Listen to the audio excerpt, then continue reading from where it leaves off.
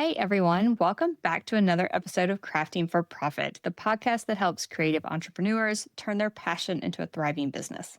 We are so excited about today's episode. We're diving into something literally every product based business owner wants: more visibility, more sales, more credibility without pouring money down the drain.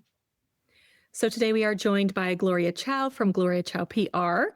Gloria is a small business PR strategist who specializes in helping makers, product-based businesses, and creative entrepreneurs, basically all of us here, get featured in national gift guides and other media outlets without having a PR background or any contacts. I'm so excited that Gloria is here. She's helped thousands of small businesses land features in places like BuzzFeed, Forbes, Good Morning America, and more.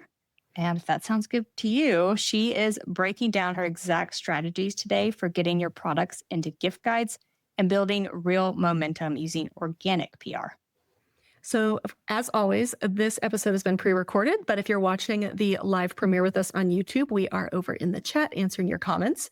If you catch it after the live premiere, or if you're listening on your favorite podcast network, we also have a form in the description of the YouTube video and in the podcast notes where you can ask us other questions. All right, we're ready to dive in? Let's do it. So to kick things off, Gloria, can you tell us a little about yourself, how you got into PR, what inspired you to help small businesses, and kind of explain the difference between PR and marketing a little bit? Lovely to meet all of you. Thanks for having me. So I'm really not your traditional PR gal, right? I've never worked a day in my life in any PR agency or marketing. I actually used to be a US diplomat. So like no connections, cold called my way literally by typing in the search box, New York Times newsroom with sweaty palms. So I've always kind of been an outsider. And I think because I've been an outsider and I didn't start with a lot of fancy connections, I've been able to crack the code and now I'm making it really accessible. So for those of you who are listening to this, you're going to hear things you've probably never heard of. This is stuff that you can't Google. And I really think the time is ripe for a disruption because PR has been so gatekept and so expensive for so many creative entrepreneurs who just don't have access. And I just refuse to think that that's just how it should be. And my whole thing is like, how do we still get seen and how can we really leverage the media? Because hint, hint, journalists are actually looking to talk to us. We're actually doing them a favor and actually work with the journalists themselves. So that way we can really leverage what has always been available to big box brands. So to start off, what is PR and what's marketing? It's a really blurry thing, right? Because raise your hand if you get those scammy messages. If I'll feature you in a 40 under 40 or some random things, fees apply. That's not what I'm talking about. I'm not talking about those pay to play features, which are just logos that you buy, but it's an advertising. We're talking about real earned media, which is really the pinnacle because when you can have a feature in the New York Times or Oprah's Favorite Things or BuzzFeed, or all of our people have, it gives you something that no other marketing things will do, which is SEO and credibility.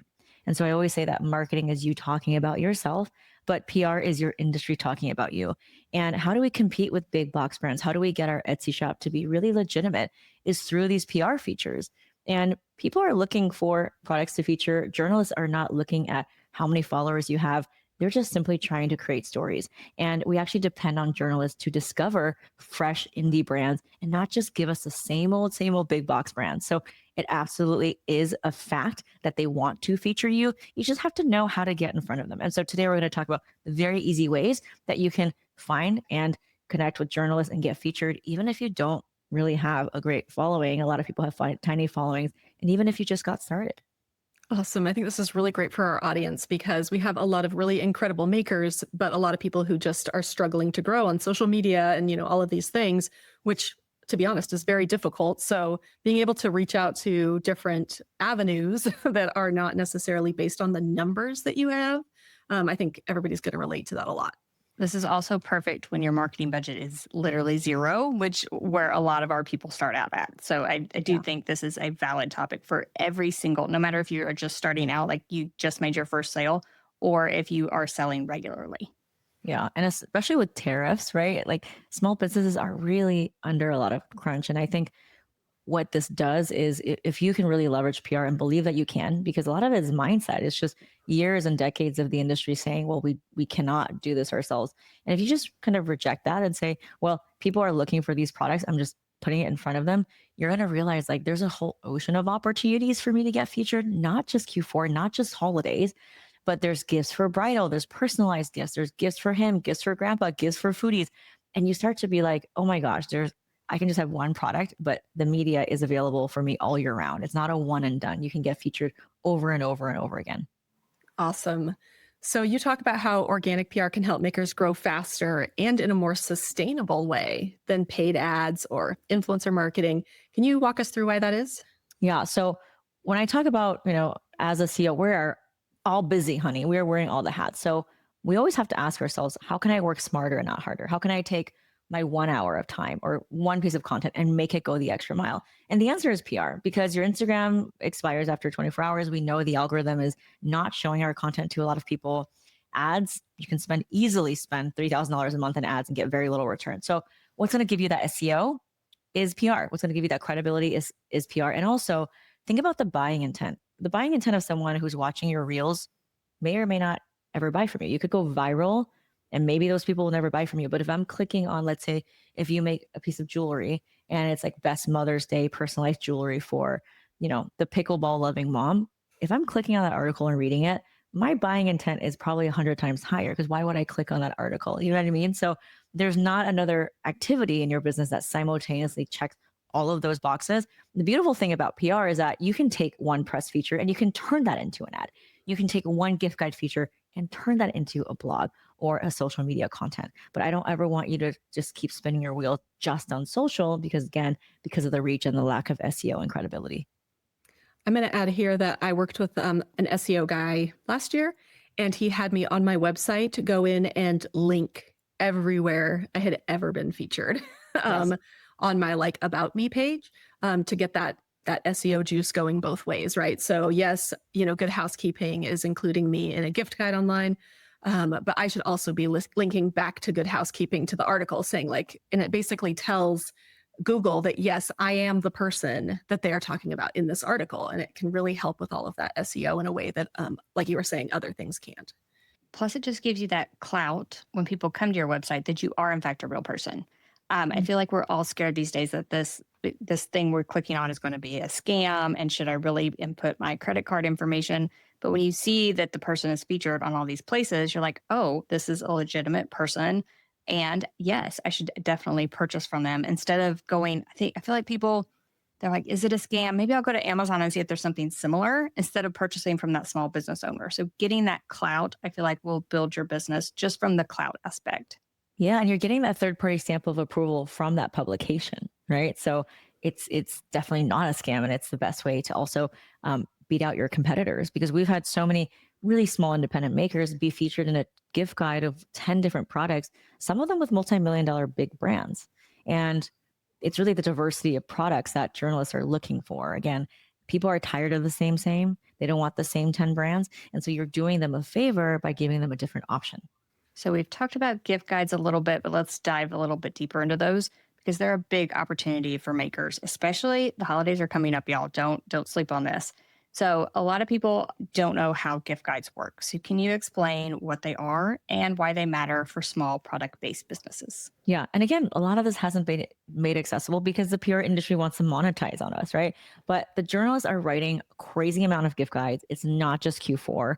Like I said, there's summer right now at the time of recording. There's a lot of summer travel, back to school, and then we get into fall, and then it's like cozy winter. So there's the seasonal gift guides, there's the holiday gift guides, there's different buckets of gifts for her, gifts for him, gifts for XYZ.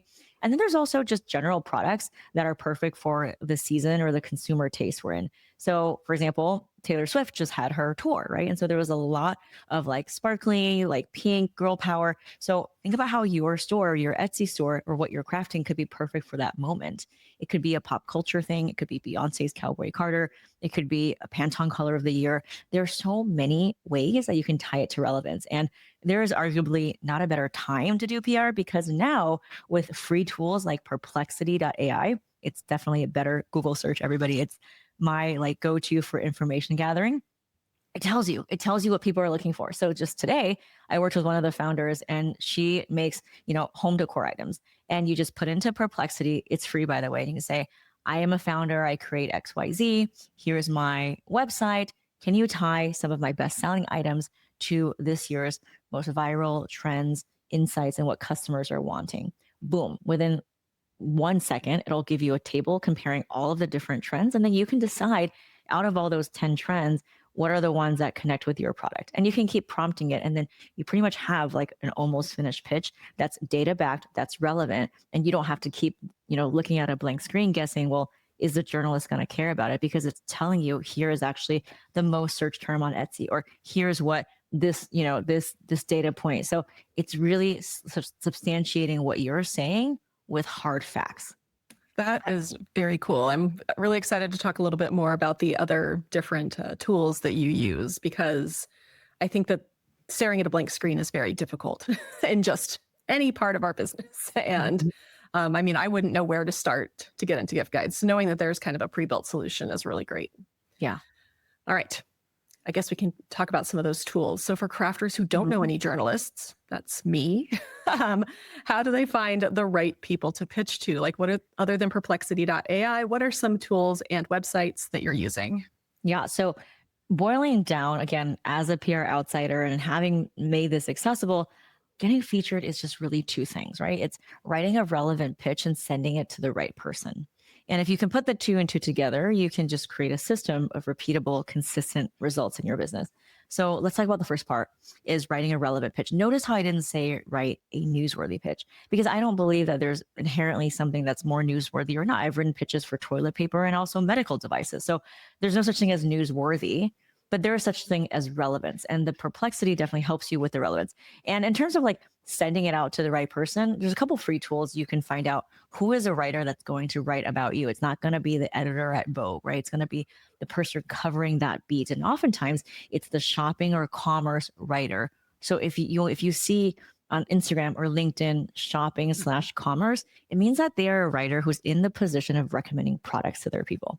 And that's really great because that's what we want. So you can install something called a Google News Alert, which is free, and it pings you with all of the different digital articles published about your industry. And whether it's, fitness, whether it's pet products, you start to do a couple things. One is you can start to think in terms of headlines and subject lines, which is really great because then you think even better in terms of story angles. But then you can open that article and you can copy and paste the writer's name and their email, which is publicly searchable in an ever expanding Excel spreadsheet that becomes your database. That's the first thing. Second thing is you can sign up for free places like Help a Reporter Out, so Haro, or sourceofsources.com. And these are aggregate websites that, journalists are saying, hey, today I need to interview this person, or I'm looking for products for back to school gift guides. And they will tell you every day, here are all the inquiries, and here's exactly how to contact the journalist. Here's what they're looking for. And if you fit that description, then it's so easy to just respond. We had someone who got into 6 gift guides in 30 days just responding to those, right? And those are free. So those are two things, Help a Reporter Out and also Source of Sources. The third thing is Substack. I just did a training on this in our PR program, but Substack is a blogging platform that is a treasure trove because so many journalists are freelance. And so they write for many different publications. And a lot of the product writers on their Substack will tell their subscribers first before anyone, hey, I am writing a roundup of this for apartment therapy. Here's what I'm looking for. Here's the deadline. And here's how to contact me. And a lot of times they will actually favor their Substack subscribers more than anyone else. And we've had so many people get featured, including in Forbes, just by following these journalists' private Substacks. And so these are all the free ways that you can leverage the free tools to find out who's writing what. And it's never been easier because it tells you exactly who to write, who to send it to, what to do. And it's not like you having to write a blank anything from scratch anymore.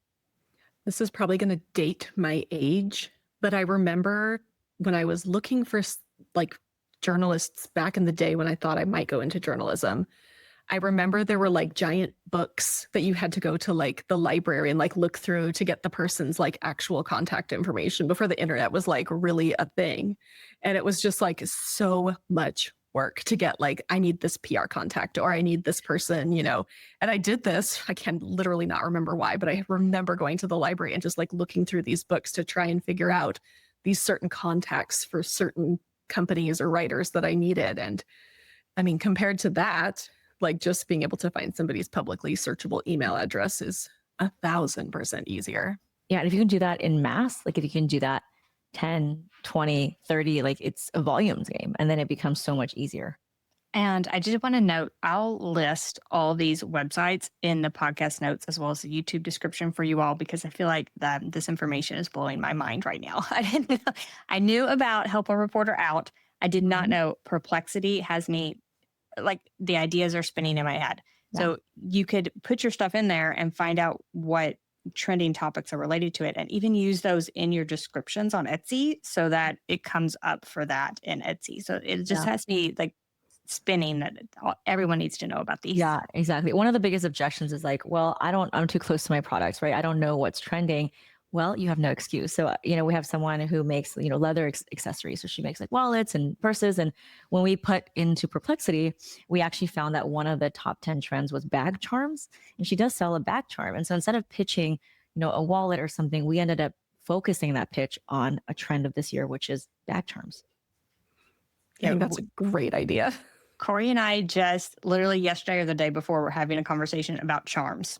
Like it just in general, charms, people are just crazy about them right now. Charms are very hot right now. People are like, they make little ones that like plug into the bottom of your Kindle or your phone. There are just like, charms are starting to trend, guys.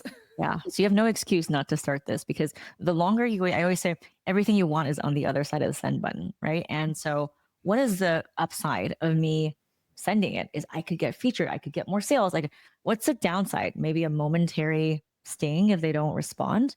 But if you're playing a game of statistics, if you're an objective person, you would know that the downside of getting rejected versus the upside, which is 100 times better, I will roll that dice all day.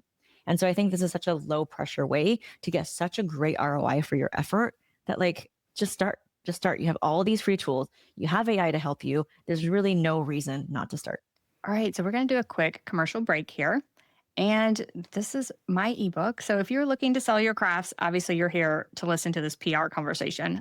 But I do have an ebook with other ideas for marketing your handmade business. This is an 11-page ebook. And if you're having trouble spreading the word about your crafts or want to grow your business, this is the book you need. And I'm offering it up for just $5 right now. That is really a great deal, Miss Angie.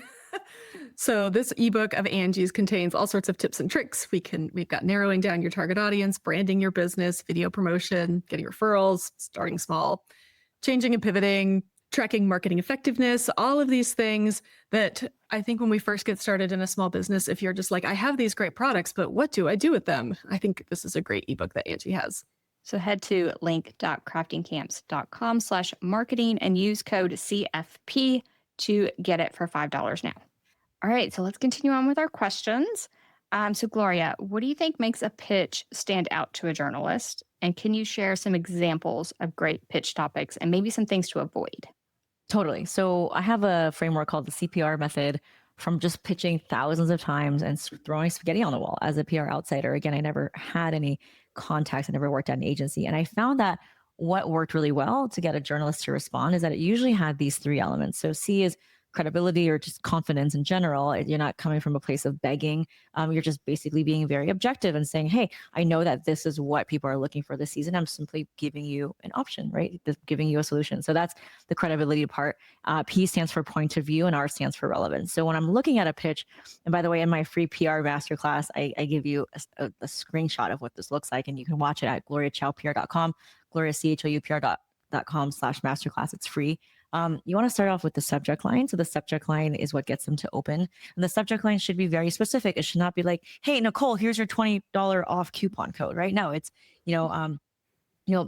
most, best personalized, monogram tea towels for the mom in your life or something like that. So it should read almost like a title of an article and very specific as well.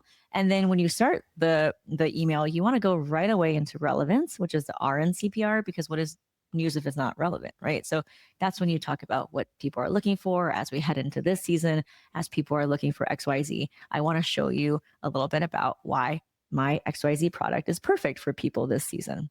And then you kind of have the point of view, which is three bullet points about, again, why your product is perfect for that relevance that you just set up so beautifully. And then you kind of conclude with, here's how to find it, here's a price point, here's the shipping, hyperlink to more, maybe insert one or two photos, And then you can talk about any other things that's happened. For example, do your stuff sell out? Is it a fan favorite? Is it certified organic? Whatever that is, that's in the conclusion, which is the CPR, which is the C of CPR. And then you just say, hey, and I'm happy to send a sample. And would this be a fit for upcoming coverage? The tone of the email is not, from a place of desperation. It's not your unpublished autobiography. It's very clear, it's very concise, and it has different sections. And that's pretty much it. That's all you need. Do not make any big attachments. Please do not attach your brochure. Do not attach your slide deck. Use hyperlinks. And so that's really kind of the neat way of packaging an email. I think that makes so much sense. I've gotten so many emails of people like, I'm so sorry I'm reaching out to you. Like, don't start that way. Don't start that way about being like apologizing for your business. Exactly. Yeah. The journalist needs content and their consumers are looking for a solution, and you're just providing them with that solution. I'm glad you mentioned using hyperlinks, because you attach too many photos or attachments or whatever, you're going to land in the spam email box and you're never going to get to anyone. So I feel like that's one solution to not hopefully ending up in their spam box. I feel like if you don't, put those pictures in or make big attachments, it at least gives you a leg up and hopefully avoiding the spam filter. Yeah, totally. One trick I have is install an email tracking device. So that way you know if it's being opened or not, and you don't make a big drama in your head about, well, this person hates me. Well, maybe it's out of office issue. Maybe it's a deliverability issue. So let's get analytics about whether or not it's being opened. And if it's being opened multiple times, it means they really like it. They just don't have a place for it right now. And so that's where you would, engage with their content, compliment them. Remember, journalists are people, they're writers. So engage with their content, say, hey, I bought my daughter this product because you recommended it. It was absolutely perfect. Thank you so much. By the way, so in terms of your follow-ups, and by the way, you need to follow up because the beauty is in the follow-up. But instead of just saying following up, which becomes very repetitive, try a new angle. Try to reply and say, with a compliment. Try to engage with them. So there's always a way to refresh your angles. And remember that time is not static. So, if they don't reply for Valentine's Day, then it becomes Mother's Day, and then it becomes bridal season. So there's always a way you can kind of revive that pitch. So a lot of business owners worry they don't have like an exciting story to tell. Like, why would a journalist even want to talk to me? Or like, my products, I just sell them.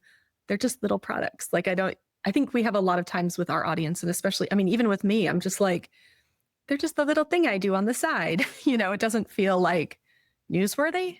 So what would you say to people like me and some of our other listeners who don't feel like we have, enough to give? It's not a narrative storytelling contest. It's just whether or not your product is perfect for that season. And I assure you that as a small business owner, your story will be much more exciting than a big box brand who gets featured over and over and over, right? Than like faces, big company. So if they can get featured, then why shouldn't you? You probably have a story that's more close to the heart about why you created it than your big box brand competitor. So you actually have a much higher advantage, I would say. And then I have a question I'm going to follow up here. It's not actually in our notes, but should you get featured, how many of whatever should you have on hand? Like, I know it's going to be, applicable to the price point, but if somebody's like, I make these very, special things and they cost a lot of money and they take a lot of time, like, or should I make sure I have 600 stickers on order because they featured one of my stickers and it's really popular? Yeah. So are you talking about like giving samples? Because you can definitely put in the email, I'm happy to send a sample. You don't have to send a full size sample, right? Well, it's more, I'm thinking like if you do get featured. So you want to have inventory, obviously. And if you run out of inventory, again, that's a great problem to have. And then you can put them on a wait list. But I'd rather figure that out later than stop myself from pitching. Yeah, because I feel like that's my problem right now. I'd be like, whoa, what if I sold 500 mugs overnight? What would I even do? A great problem to have. Yeah. But I think that is like an after I pitch me problem. I like the waitlist idea. And I would also say, like, maybe the first time you get featured, you're like, oh gosh, panicking. But then more times you get featured, hopefully you would get used to like, okay, this is kind of the influx I can expect from a feature.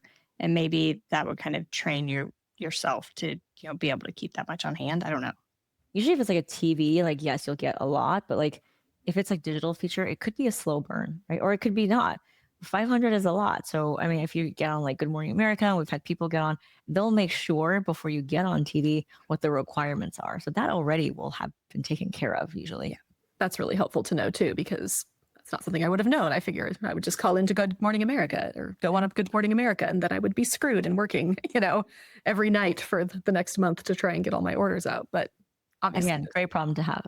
yeah, not a bad problem to have, but even an online feature, I'm thinking, could go viral months later. So those features that are online features, they're almost, eternal as long as the website leaves it up, and it could go viral later. So it's not like maybe you don't expect a huge influx of orders right away, but in a couple of months, you're like, where are all these orders coming from? And it's that feature that you had maybe last holiday, and this holiday it goes viral.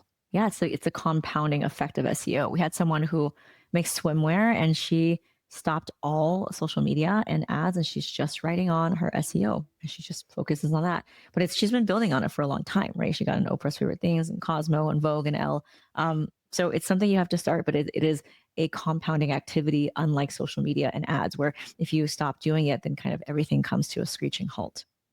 Yeah, I feel like that's the same way about sort of any passive income that we talk about here, is like, ways that creators can earn other passive income. It's just like, it's not just one and done. It's like you put in the effort and then it continues to reap benefits for you later. Totally. And if you get your mugs on Oprah's Favorite Things, I'm sorry, Corey, but you're going to have to have a lot of inventory. So it's going to be a lot of mugs. It's going to be a lot. Going to work on that. So we talked about the follow-up a little bit, but how do you follow up without being pushy? And because you want to keep that door open for future opportunities, right? So how do you follow up without being pushy? How often should you follow up? Those type of things. Yeah. So install an email tracking device so that you know if it's being open or not, right? I wouldn't follow up within 1 week. I would give it 1 week, and you can follow up, once a week up to 2 or 3 times if it's being open, if your email is being open.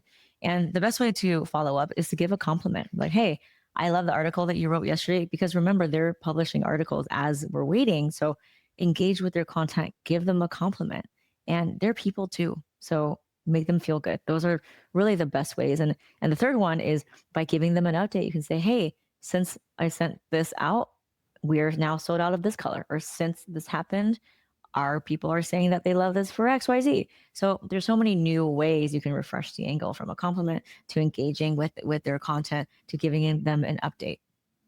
I would say be very genuine too, because Angie and I both get a lot of pitches for products for us to use on our YouTube channel. So it's kind of the flip side of this. We're not journalists, but we are reviewing different products.